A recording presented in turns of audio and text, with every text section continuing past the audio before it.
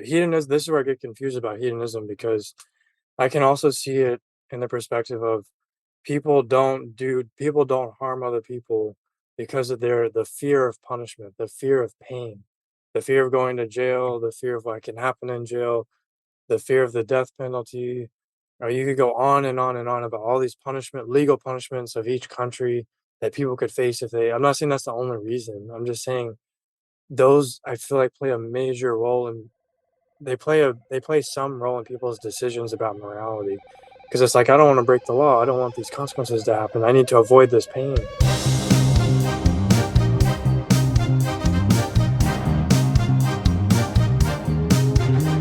Welcome back to the Out of the Box podcast, where Steele and I, Jose, your hosts, get to talk about outside of the box ideas.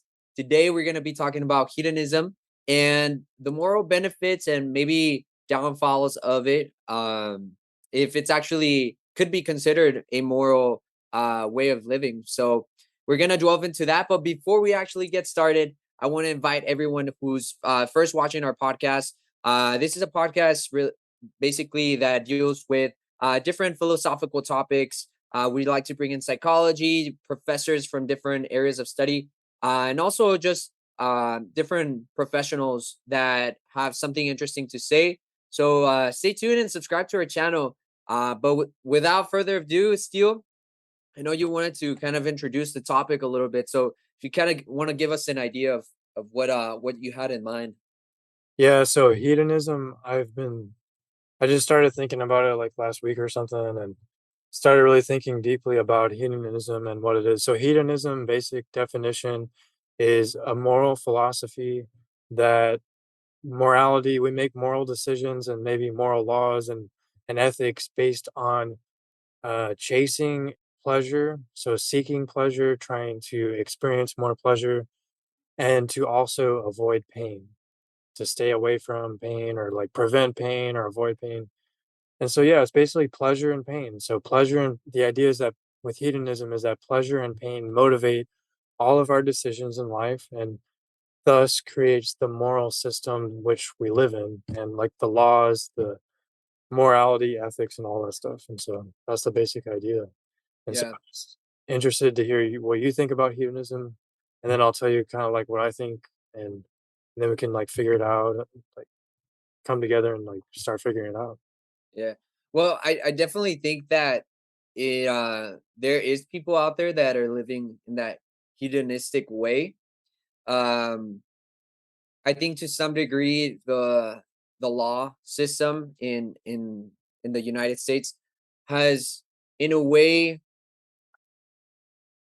set itself up to kind of even prevent any hedonistic person from committing a crime, right? Yeah, a So lot of it, there's a pattern so of they crimes like that, right? Yeah. yeah, pretty much they've kind of like set up systems to kind of prevent any type of inconvenience or any type of crime that a hedonistic person might cause, which could potentially be, like, hey, I mean, it has to go be something like where they go wrong and they enjoy, cutting themselves, or they enjoy, like killing people or like stalking people, and they're going into people's houses or something like that. To them it's pleasurable, or maybe uh it brings them pleasure, but to some degree, it's kind of going against other people's It, life, it right? causes pain to other people. Yeah, Yeah, a lot of those, not all of them. yeah. And some people might say, because I think about it to the simplest terms of, like, I've heard it before, people say, well, this is not going to affect anybody else but me, Yeah, right? That's kind of like the hedonistic way of, like, hey, like, I'll do this because it makes me feel good, but like, let's say for example, like drugs, like, I'll take it, it's not going to affect anybody else but me, right? right, But exactly. I think that taking that perspective, I guess I don't want to seem too biased here, but if I take that perspective, it seems almost kind of selfish, Yeah, because tell me more it's about like what do you mean by that? Like, because it's like when somebody says that, they almost identify themselves as as a sole identity, without country, without, you know, gender, without like, they don't associate themselves with anybody else. It's just like it becomes relative, right? It becomes a relative term. So we have what that could cause is a bunch of people walking around being self entities, right? With no governing power, right? Which it governing power, some people, think about it in wrong terms, but it can actually bring a lot of peace, into society, right? Organization, yeah. Organization, right? And if everybody is just kind of doing whatever they enjoy and um kind of walking away from things that cause pain, then to some degree it almost seems like they're living a fake life, right? Because the human life in itself comes with some drawbacks, some suffering, some aspect that causes you to grow, right? Even as a human being, if you don't grow, you just stay as a child. You don't ever become an adult, right? You don't ever become a mature adult, right? Because the hedonistic way of living is it's almost childish. It's how kids kind of start learning about the world. They start learning about the world in a hedonistic way of Right. their morality, Run away right? from Just like what this burns me, no, I'm not gonna touch it anymore. I really like this candy, and I could eat all the candy in the world, but parents know, they're like, well, he can't eat or she can't eat all the candy because that's gonna cause them to have stomach aches, yeah, right? that's But like the kids, uh, they do that because they just go off of pleasure, right, and yeah, pain. yeah, and you mentioned that because what you're mentioning about children reminds me of how animals behave as well, because animals, I think most, or if not all animals avoid pain and seek out pleasure because it's an instinct, I think, deep rooted in every living creature to seek pleasure and to avoid pain. It's like a survival instinct because I mean, pleasure leads to survival if you look at it in the most basic level. Pleasure, like for something like sexual intercourse, leads to reproduction, which leads to the passing of genes of the species and keeps the species alive. So for animals, it makes perfect sense. And of course, human beings are a form of animal, I guess you could say. So when you apply that to us, then of course, when we have reason, we have consciousness and all that. And so we can think more deeply about it. And then we can do different things than what animals can do, I guess, or more or less. And so it creates more complexity there. But when it comes to the root base core of things, I do think that it seems to be that naturally that animals and humans and living creatures chase pleasure and avoid pain. So if you look at it that way, you could see how morality and laws and ethics could develop based on that framework.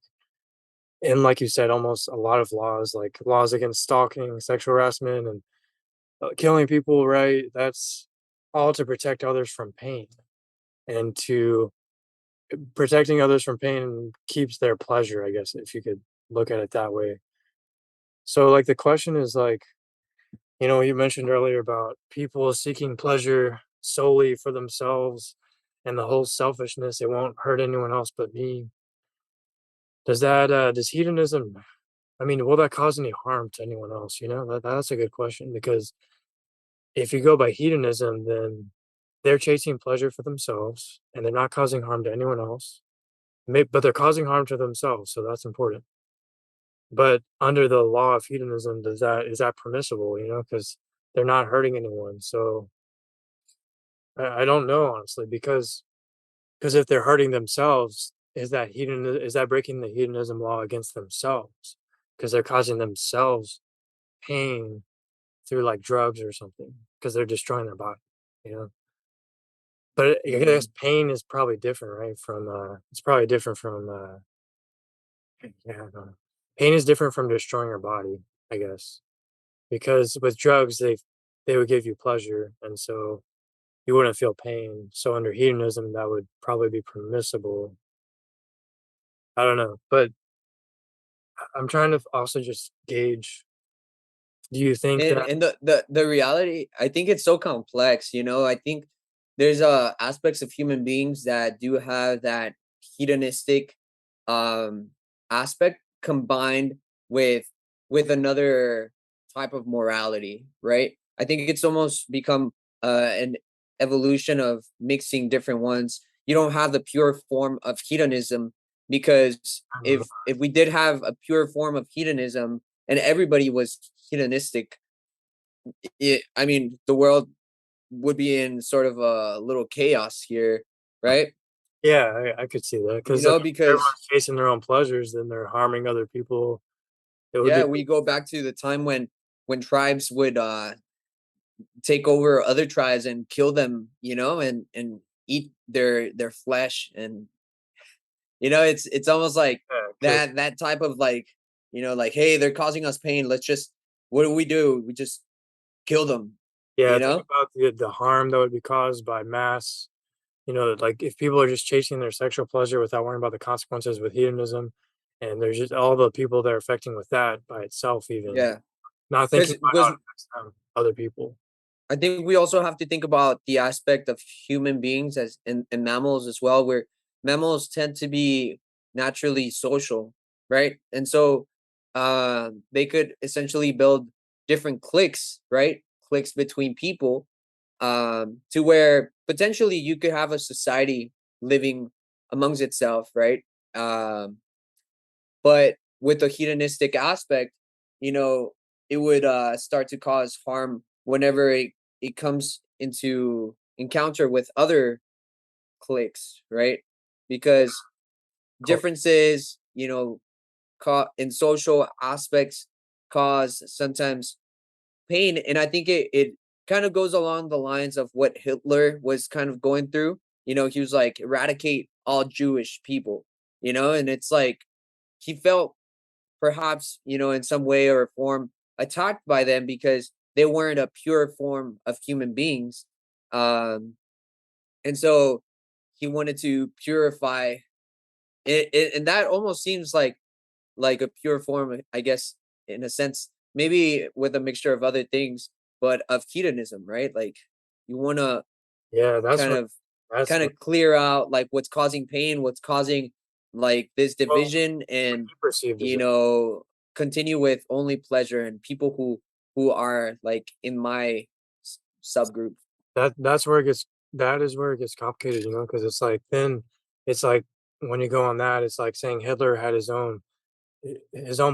pleasure was to eradicate the Jews, and that was his pleasure, but someone else's pleasure is not to do that. That's where it becomes really subjective, and then then you can see how hedonism could cause some problems there, right? Because if hedonism is subjective, right, then my pleasure could be different from your pleasure, and my pleasure could cause the genocide of a whole group of people. So like, but then that's causing pain to other people, right? So then it goes against hedonism because hedonism is to avoid pain. Well, I don't know. Because hedonism it seems like maybe hedonism is just to avoid pain for yourself. Maybe it's not to avoid pain for other people, because otherwise hedonists would care about affecting other people, which from what we're gathering so far, hedonism But for example, they if don't. they have to sacrifice something for other people, then that's causing pain on them, which therefore creates conflict in their head of like, hey, should I do this or not? You know what I'm saying? Like, Like a sacrifice, like yeah, it would almost be a sacrifice. You know, let's say for example the story of Jesus. You know, a hedonistic person would never sacrifice themselves yeah, that's right. for another person, because sacrifice sometimes comes with pain, right? Just like Jesus and the cross, you know, he wanted, the idea was to save the people, and in order to do that you have to sacrifice, and in this case was his life, right? And so I think sacrifice in a sense almost inadvertently comes with pain to some degree. You know, it could be psychological pain, emotional pain, or even or physical pain, Yeah, it right? But definitely does, and I don't think that fits in the hedonistic framework, right? Because Yeah, I think you're right. Like that goes against hedonism because sacrifice requires someone to cause pain to themselves to help other people. And Yeah, hedonism would go against that because hedonism avoids pain. yeah. And it's almost like I was listening to a podcast where they were talking about the three dark triads. Have you ever heard of that? Yeah, The I've three heard of that. dark triads. Sounds very familiar. Yeah. Yeah, Jordan Peterson and his daughter had talk about it. But it's basically three different traits that um represent men who are to some degree like narcissistic, like that was one of them. They tend to seem very overpowering, right? But they only do things to get advantage, of the other person. And Right. so, for example, like it almost seems like it has a correlation with hedonism, Yeah, right? definitely believe. Where like, yeah, I'll do this right now for you, but I'm only doing it because I'm gonna get something out of you. And so I think that's maybe how a hedonistic person will justify helping others, right? They would, do the right thing to apparently, but then they would be squeezing people out of their of their generosity, right?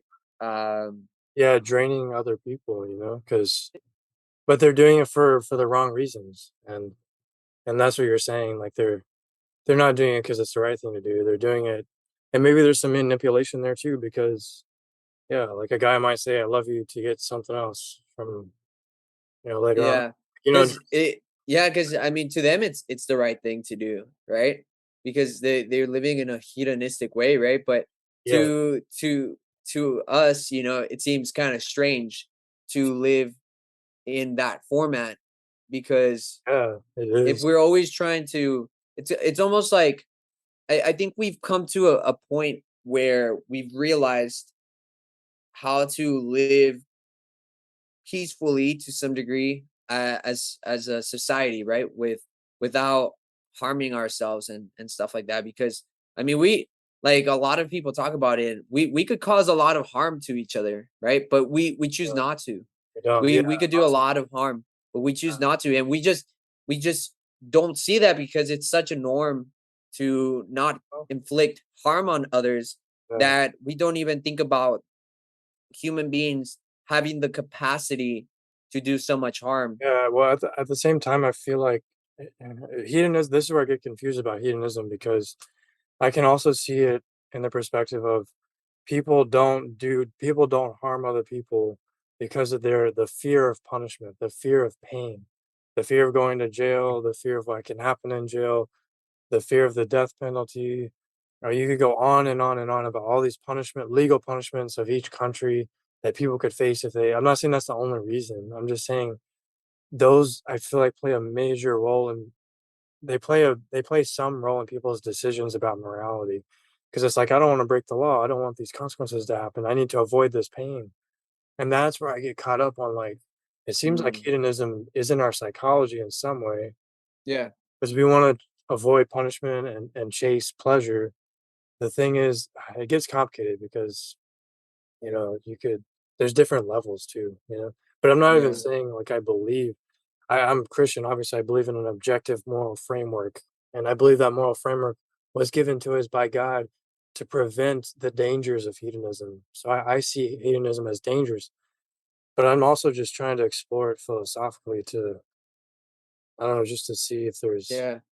because And I it and does I seem deeply and it rooted. seems like the step away from hedonism was where was evolutionary, right? We started like as I was saying, we could cause a lot of harm to each other, but we choose not to because we've learned that in order to have a peaceful society, to have a good economy, we have to have stability, right? In order to actually, exchange money, right? And give people money and people value that money, it wouldn't be unless we had a stable economy, right? And unless we had stability in society.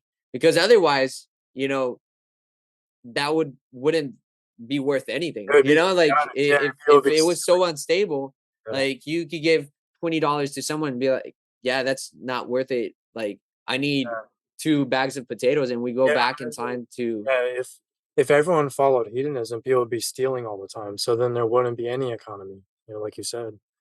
So yeah, it would it almost makes me think of Batman, like Gotham, like I feel like that almost seems like a hedonistic yeah, portrayal of a society that's living out those norms, because it's like they're going partying, a lot of some police officers are doing the wrong thing, but some people are trying to do the right thing, and that's what causes them like pleasure to do the right thing. And it's like everybody's trying to do the right thing, but everybody has their own truth, like everybody has their own like way of living. And so that's why there's one side and the other, or perhaps maybe several sides, maybe not just two, but there's like 20 different or 60, I don't know, different cliques, which I was kind of describing. So hedonism, in a way, does have the capacity to bring some micro stability in a small group of people, right? Like perhaps, if we look at it maybe in the animal kingdom, small packs of people, but hedonism doesn't have the capacity to work in uh a magnitude, like in a big society. world connected with each other.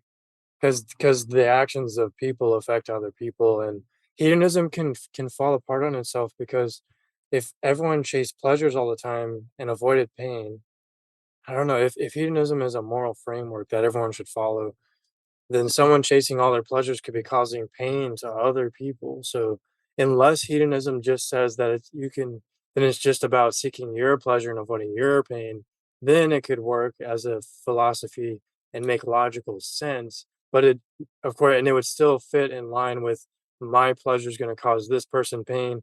And hedonism says that's okay because it's about chasing your pleasure, not the pleasure of other people. So it doesn't matter if you hurt other people under hedonism. And so, yeah, I'm just trying to, because I feel like hedonism is deeply rooted in us from evolution and just in animals. But I feel like we've also created a moral framework, or God has given us a moral framework above hedonism, or maybe it is inspired by hedonism. I don't know. Yeah. Because, because law, like you said, laws are based on preventing pain too. Yeah. Yeah. Or, Yeah, I think the laws in itself, like they think about the weakest link. Yeah, so I was talking to a friend of mine that is studying engineering or studied engineering, and they were saying that when they create a new product, they have to keep in mind what people might do with that product, right? Like they have to think about the weakest link in society and say, like, could this be a cause of, well, they do it more out of the base of like, hey, I don't want to get sued, right? Of like somebody sticking up something up somewhere that there shouldn't be, like up their nose or I don't know. But I just think about those things. I just think about what that person said, and I apply it to society and hedonism. It's it seems volatile in a sense. Like it seems perhaps like that because it's not controlled, right? It's relative, and so anything that's relative can change person to person. And so if it can change person to person, then in a sense there is no way to control the that. And it and seems like without control, there is no chaos. possibility of mass flow of people, organization. Yeah, it breaks it all apart, and then productivity just goes down, I would imagine. Yeah. Oh, I have a thought experiment for you, Hmm. actually. want to see It's interesting. what you think because I have this moral dilemma that I'm wondering about. So, like what you mentioned in the beginning, I was thinking about that. If someone is just seeking pleasure for themselves, let's say with drugs, for example, or I don't know, I'm trying to think, some type of Sex or sexual thing that's like maybe causing them harm, or the drugs are causing them harm, but it's not causing anyone else any harm, right? So let's take that as an example. Now, if they're not causing harm, well, okay, take a step back. So they're doing this just for themselves, and they're saying this is just harming me.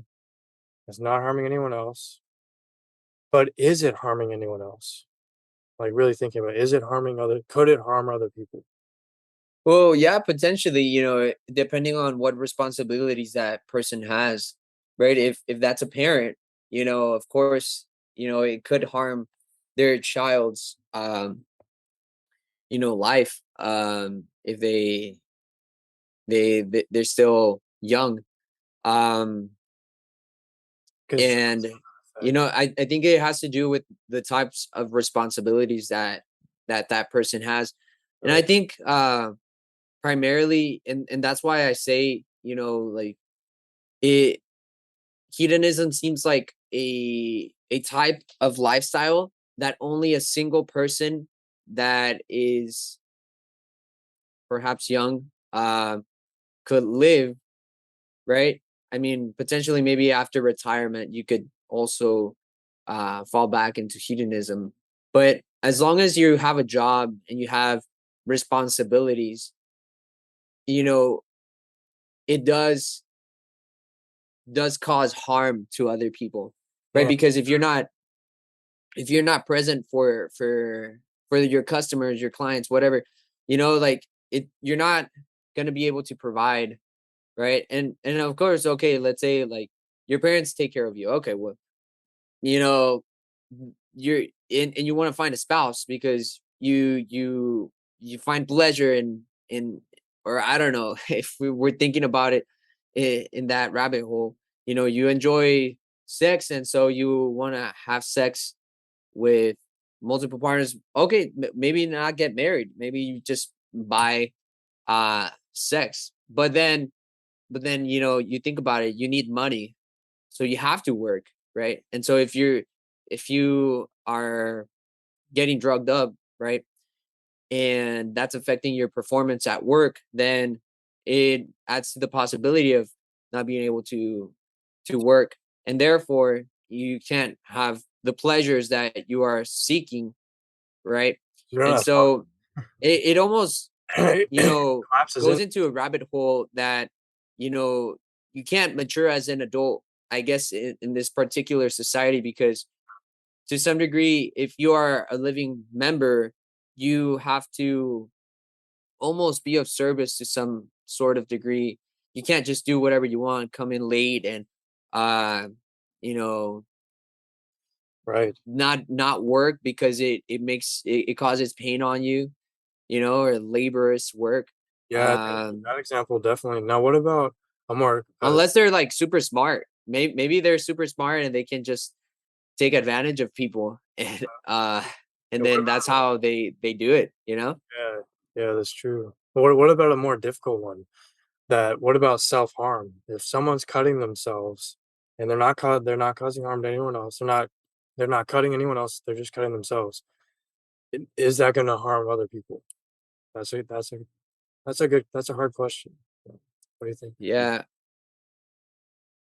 And you're saying like nobody knows this person, Yeah, like let's say no one knows they're self-harming, they're just doing it, and that's it. nobody knows they're self-harming and they're not important to anyone. They're just Well, let's go with that. Let's say they are important to other people. Yeah, I mean, if they were important to other people, I mean, this that could bring psychological trauma to parents, maybe, or If to they a spouse, to children, to grandparents, to friends, to teachers, to someone, like it to could the cause some sort of like emotional trauma. I mean, yeah, but maybe people are too busy nowadays in their life and they wouldn't care. I don't know. yeah, Maybe and that's the they thing. sometimes, like, you see people Like, like in the streets, like the homeless people, and it's like sometimes they're dying of dehydration and stuff, and so Right. I'm sure like the police has to like sometimes find people who are, dehydrated and die of dehydration. And Yeah, that must we I don't know, that's we sometimes have so many like problems in our day that we can't sometimes think of like others, right? Like, and yeah. that in itself sounds almost hedonistic. um Yeah, see, that's what I mean. Sometimes it's kind of rooted in culture almost. And you see it in culture, it in you see hedonism and patterns in culture. but I guess it doesn't take away from the fact that potentially people would be open to helping if the case did Yeah, no, I'm arise. not saying that at all. Like, People but it's help them. almost like a default system or a default way of living your life, Yeah, I right? think Hedonism is almost like the primitive, I guess, way of that's morality. exactly. I think that's what I'm trying to say is that it's just an animalistic instinct that's it's like the primitive brain basically is hedonistic.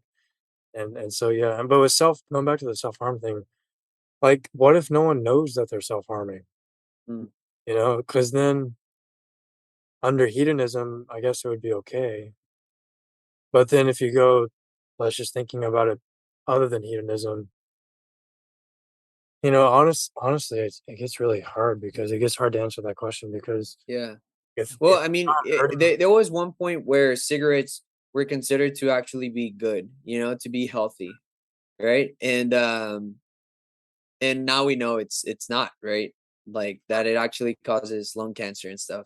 and I don't But think self-harm's to good, at some point people thought it was good. And right? so they were using them, and then that's when they started having problems and realized. But you know, were they wrong? To take on cigarettes and then becoming addicted to them because it's not like they can stop after using them, so it becomes a norm in society. And it's pleasurable. It relaxes you. It gives you some sort of chemical high. Well, um yeah. So maybe that's it. Maybe the morality turns into we need to protect other people from pain and suffering too, not just ourselves. And then that's when a new moral framework gets created that started from hedonism, just pleasure and pain for yourself. But no, now it's also pain and pleasure for other people. How can we maximize pleasure for others and help others avoid pain? And that would fit in line with your cigarette example because we want to protect other people from getting lung cancer, so we need to warn them about cigarettes and how it can become addictive and dangerous and hurt them. Even if yeah, they get pleasure from it, we need to protect them. So it yeah. works. And self-harm too. We need to protect people from self-harm because it's maybe they're experiencing as pleasure, but we know it's going to cause them bodily harm, which is pain. Is pain? It's bad. So maybe that's when that moral duty goes beyond hedonism to caring about pain and pleasure for other people too. And maybe and that's i what morality is. yeah and I see what you're saying. And I think in that sense, like the law system, that's why I say like it's in a way created to to for the most primordial, or like not primordial, primitive way of morality, like to prevent the most primitive level of morality, which is to some degree like hedonism, right? But our society has become so complex that we have a mixture of different moralities.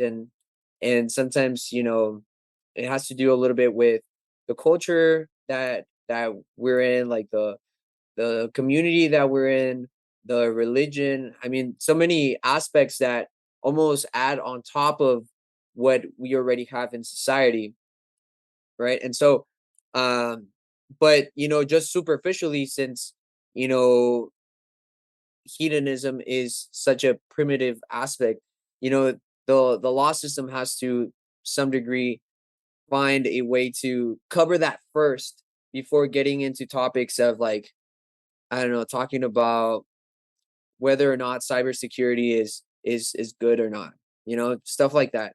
Yeah, that's Just true, yeah. because that's a little bit more. modern terms. I mean, I guess you can take to some degree a hedonistic perspective towards that. Maybe it does translate into other areas of life. Mm, Um, or as society evolves, we could potentially have that hedonistic aspect and implement that on other things, yeah, portray that on other things. And yeah, so, but I think there's a mixture of different moralities and yeah, it makes it complicated. Man. yeah, and potentially, like you said, the idea of the cigarette, they have to protect other people from not feeling pain, right? Or causing pain so that they can live longer, Mhm, right? exactly. And so Live longer, because life is a center of most moral laws. Life is yeah. not all of them, but But I think about this, I just thought about like the enlightenment, you know, in order to actually, and this is something I was mentioning before, in order to actually grow and develop as a human being, you have to almost go through some sort of suffering. I mean, but it's not the suffering in the sense of like touching a stove and, you know, learning not to touch the stove because emotionally, that's something that you learn, I guess, in a younger sense. But in order to actually develop as a human being, you have to almost go through some sort of challenge or suffering to grow, right? And it's to some degree um on the person, right? On every human being, if they're not growing, they're not they're not actually becoming better for the society. They're not serving the society. I mean, it sounds kind of utilitarian, right? In a way, what only I'm, I guess, alluding to. But um yeah, it's almost like you have to go through these challenges in order to grow. And so it's, yeah, I guess if people don't have the capacity to become the president of the United States, for example, which might require a lot of um multitasking and different other aspects, IQ level and other things, it's on them to become the best version of themselves, of what they can become, right. right? And so in that sense, you know if we take that perspective, then hedonism might not serve. I mean, Yeah, it wouldn't work. it wouldn't work. But I guess what you're trying to say more is like, if hedonism could essentially become a form of morality in a society, Well, right? yeah. I mean, well, I'm not. And I feel like it can, but in order to actually um develop and evolve, you need outside thinkers to kind of get enlightened in a way, right? I'm using enlightened in the sense of like they go outside of the norm, right? They become enlightened because it's almost like they become a light in that society to move the society forward, right? They have to not be in the mesh of everything, but they have to be enlightened to move the society forward. And so if you want to have a society that evolves and changes and grows and has new things, then you cannot solely live in a hedonistic. Uh, Not everyone can essentially just be hedonistic, because there wouldn't be any evolution. It's like, oh well, it doesn't matter. Like, it causes me pleasure, stuff like that. Like, It wouldn't be improvement. Yeah. there wouldn't be any improvement. Yeah, I don't know. I don't think it can be a framework for morality that could function, but I do think that, well, I guess what I'm saying is I think maybe it's an instinct that all animals have, including us, deep down, and we're battling with it all the time. Thinking about Sigmund Freud's the id, the ego, and the superego. The id wants to chase pleasure. The superego wants to chase what's morally right and just. Uh, so like It's a combination, but I think I'm trying to figure out how to say it. Like I feel like hedonism underlies us, our primitive brain instinctively. We want to chase pleasure and avoid pain, and we have this conflict in our brain. Should I chase this pleasure? Should I do these drugs? But wait, no, these consequences could happen. This pain could happen. So, and Mhm. I've been taught this could happen and that kind of. So I shouldn't do this, or should I chase this unlimited sexual pleasure? But then I've seen this hurt these other people in this way, so maybe I shouldn't do that. So it's like I feel like there's this internal conflict of hedonism in our brains, but we also have a higher moral framework from God and from society that we follow, and it guides us through that hedonism conflict in our brain. So I do think it's complicated. That's probably an Mm. oversimplification. I'm sure it's more complicated than that, but it Yeah, seems instinctively we do that, but then we learn how to help other people, we learn a greater good, we learn about sacrifice as we become older. Those are values, yeah. but I don't know if those are instincts or not. Will an animal sacrifice itself for another animal? I don't know. A mother will, right? A mother will sacrifice herself for the cubs, right? So Mhm. that's weird, isn't that weird? Like that's so sacrifice is an instinct, I guess. I don't know. Which goes against hedonism, which means hedonism isn't an instinct. See, this is why I get so confused, man. It's Yeah, complicated. So many contradictions. That's why I don't think hedonism works. There's too many contradictions in it. I'm just trying to figure it out too. Like I want to throw out all the ideas, but yeah. That's why it sounds to me as if it's a mixture of different moral capacities, right? Like, yeah. I mean, I think our in general society is a mixture. I definitely agree with that. yeah. But if it can be solely hedonistic, yeah, I mean, It could be yeah, no, because hedonism couldn't be an instinct if a mother's instinct is to sacrifice herself for children, because that means she would be exposing herself to pain and not chasing pleasure, which that but sacrifice is an instinct for a mother to do. So therefore hedonism cannot be an instinct. And yet it's something. unless it's she's trying to avoid having them go through suffering, so she's willing to take the hit in order for uh for a greater cause. Yeah, now But I in that agree. sense, it's no longer Yeah, hedonism, that's right? what I was gonna say. Yeah, it turns in because like we said, like hedonism is just pleasure for yourself, and that would turn into pleasure for others. And so you're right. That's when it falls apart. Yeah, and that's what I was saying earlier, I guess to some degree that we're social human beings, Yeah. and it's almost in our DNA to form groups, to form friends, to form, you know, gatherings of people, and and that comes with respecting others, that comes with self-disciplining oneself to not start laughing during a funeral or stuff like that, just Social norms. social That's norms that we learn, I guess, that's interesting from. you mentioned that because that makes me wonder. With social norms like not laughing at a funeral, why do people follow that social norm? Because of the fear of embarrassment. I don't want to offend other people and other people judge me. So I'm going to not laugh at a funeral to pursue my pleasure of not experiencing anxiety and distress by other people judging me for laughing. And I'm also avoiding pain. I'm avoiding the pain of being judged by other people because it doesn't feel good as social creatures to be judged by other people Hmm. harshly, because that causes more pain for us. Because a child learns through his parents, the child and baby is dependent on their mom and their parents for milk, for food, for shelter, for safety. And they learn that when they do bad things, they could get that taken away.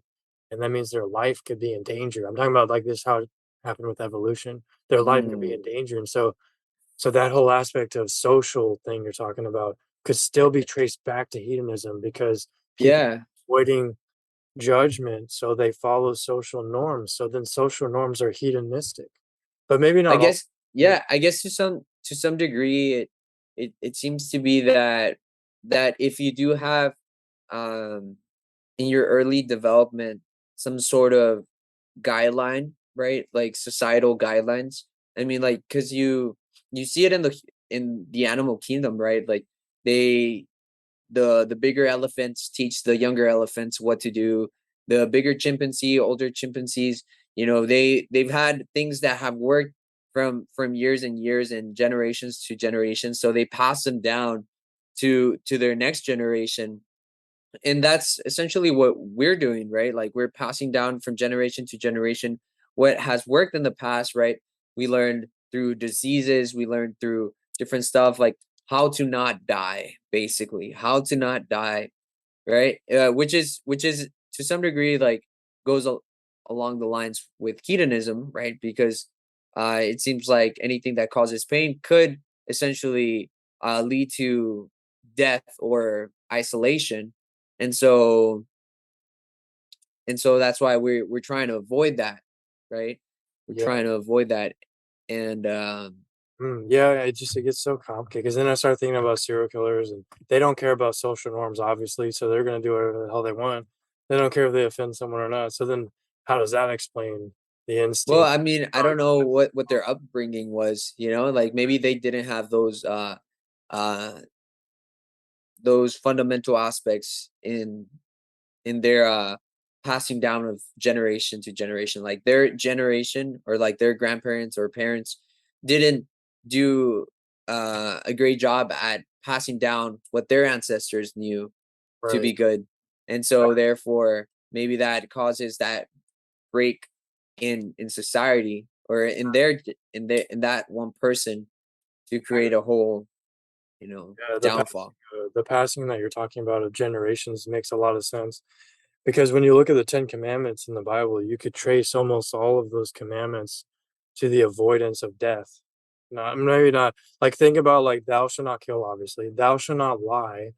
Because what will lying do? Lying is going to lead to harm to other people. It's going to confuse society, and society's not going to be able to function. If you commit adultery, it's going to hurt children. It's going to hurt families. Families are going to fall apart and be more likely to not survive because people survive more when they're in packs, when they're in herds. I'm thinking about the other commandments like "Thou shalt not." I don't know. I'm trying to think of other ones. Like, I mean, you tell me if you think because like it seems like a Yeah, lot of like see your friend's wife lustfully or something. are steal, not steal, right? That's steal. Thou shalt not steal, because if you steal from other people, well, I guess that ties to other people, but you could cause death to someone if you steal their food, and they could starve. If you keep stealing from everyone all the time, everyone could starve because no one has any food because everyone's taking it from them. So, but the Yeah, only because one that if wouldn't fit is taking the Lord's name in vain. But yeah, you know, Mhm. like I noticed that a lot of the commandments are about survival of a society, like you said earlier, like to avoid chaos. Because Yeah, if everyone lied, what would happen to society? You know, if everyone lied all the time, we wouldn't know who to trust. We wouldn't be able to trust anyone. We wouldn't be able to function as a society because we wouldn't even know what truth is. How yeah, can you function if you don't know what truth is? yeah. That makes me think like it makes me think of the point that we mentioned before, like of it not being stable, like it doesn't seem to have any sort of stability unless people in that community were raised well by previous generations on how to socialize, how to socially live amongst each other, like how to socialize. Then once you have that framework set up, then hedonism could to some degree work, right? But if like nowadays with so many um scenarios and people's lives are so different from each other, to some degree, I mean, we still live a human life and we can relate to others in a human level, but people live different experiences, and so that different upbringings can create different scenarios for people. But yeah, unless you have some sort of fundamental aspect that everybody receives, right? Mm, Then hedonism, I don't think could work. yeah. You need some stability in order to Yeah. for that to kind of have some something to fall upon, right? Because I think hedonism is almost like an artistic expression.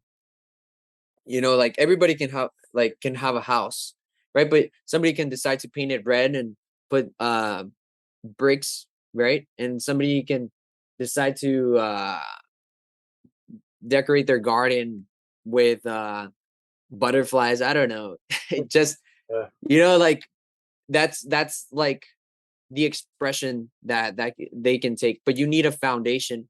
And I think that's kind of where society blossomed. We wouldn't have had renaissance, like artistic renaissance, and we wouldn't have had these like artists in society and in history if it wasn't for the stability of the society, right?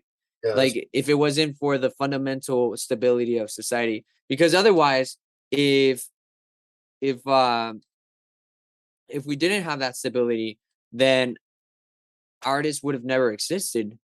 You know, we had to find a way, like how we talked in one of the podcasts, to farm. Civilizations had to farm. They had to learn how to provide some sort of stability so that we could start having other people do different things, right? And so that's what started developing different inclinations, which therefore developed different professions that were needed for society. And I think we've come to the point where, now somebody could become a YouTuber, somebody could become a TikTok personality. And that in itself is a career path nowadays, Yeah. right? Like we've gone away, we're starting to go away a little bit from, not completely, but we're starting to move away from just now trades, right? Like Yeah. because it was like the roaring 20s was like people working in factories, business owners, stuff like that, like trade jobs, plumbing, stuff like that. We moved out of that industrial era into now what is the virtual era, where society can now make a living online. And with that aspect, I mean, you add the potential for society to keep blossoming, and because it has that foundation already set up, right? And I think it's the same thing with hedonism. Um, Potentially, you could have hedonism exist, but you need to have a fundamental morality, right, in order for it not to go out of whack. Yeah. You have to have something to keep it under control, or else other people are gonna get harmed and hurt. And I think hedonism, I don't know, like I guess I just like the final like summary of what I'm thinking is like hedonism seems to drive us in some way, because I do feel like we're all driven by pleasures and to avoid pain.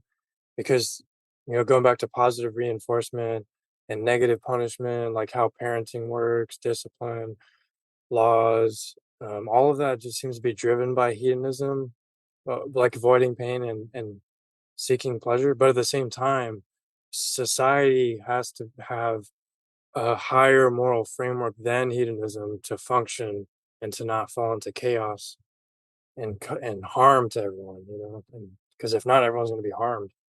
So yeah, I think that's my final like thoughts on just yeah on it in general. Nice. Yeah, what do you think? Yeah, Yeah.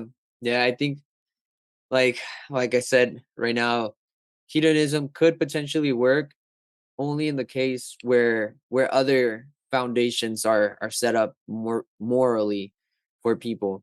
Uh you have to have some sort of foundation to grow hedonism from.